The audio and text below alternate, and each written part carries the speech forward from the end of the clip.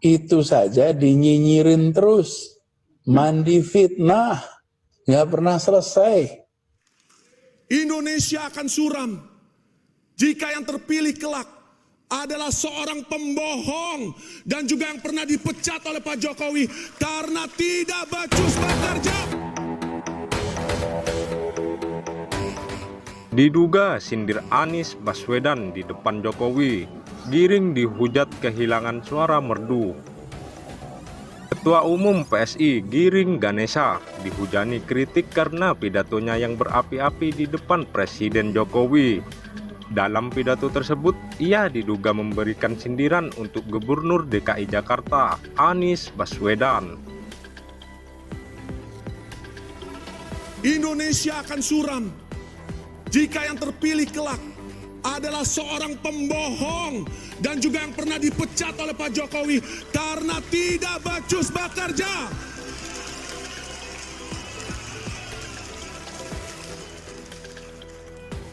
PSI ingin menarik garis tegas, Pak. Tidak berkompromi dengan orang yang menghalalkan segala cara, termasuk dengan memperalat agama, main mata, bergandeng tangan dengan kelompok intoleran, menggunakan ayat untuk menjatuhkan lawan politik.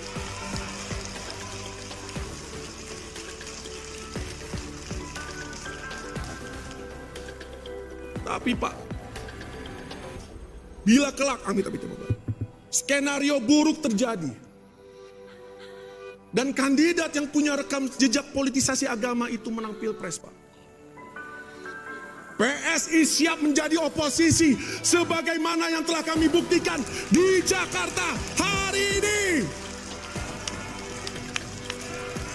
Salah satunya dilontarkan Sekretaris Jenderal Dewan Pemimpin Pusat atau Sekjen DPP, Partai Pribumi Haikal Safat.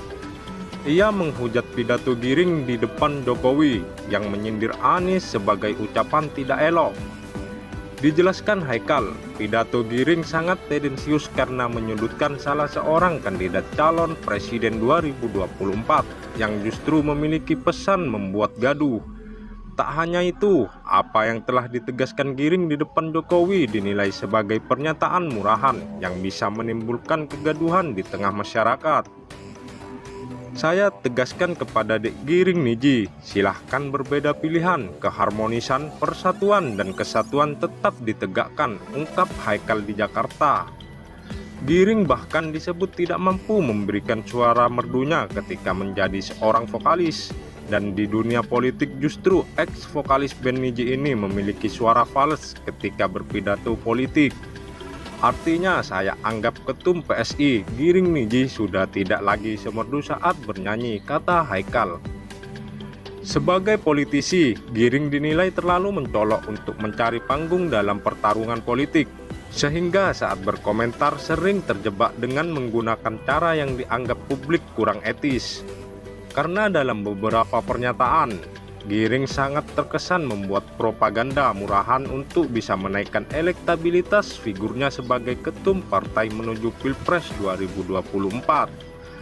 Dalam berpolitik menurut saya, pernyataan tendensius yang diduga dilakukan oleh Giring Niji sebagai ketum parpol sangat tidak patut dicontoh.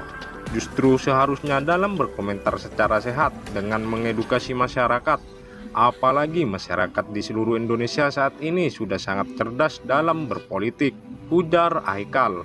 Pidato Giring di depan Jokowi menyebutkan bahwa Indonesia akan suram jika dipimpin oleh sosok yang memiliki rekam jejak tidak baik, terlebih sosok yang pernah dipecat oleh Jokowi.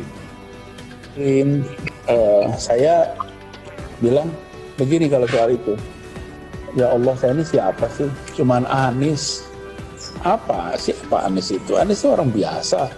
Jangankan Anies, Rasulullah SAW yang akhlak mulia, yang uswatun hasanah, itu saja dinyinyirin terus, mandi fitnah, nggak pernah selesai.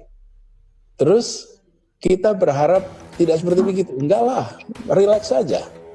Jadi saya sering bilang nggak usah khawatir dengan apa yang ditulis di sosmed, tapi pikirkan apa yang ditulis para sejarawan nanti, dan pikirkan apa yang nanti kita pertanggungjawabkan di hadapan Allah. Itu yang paling penting.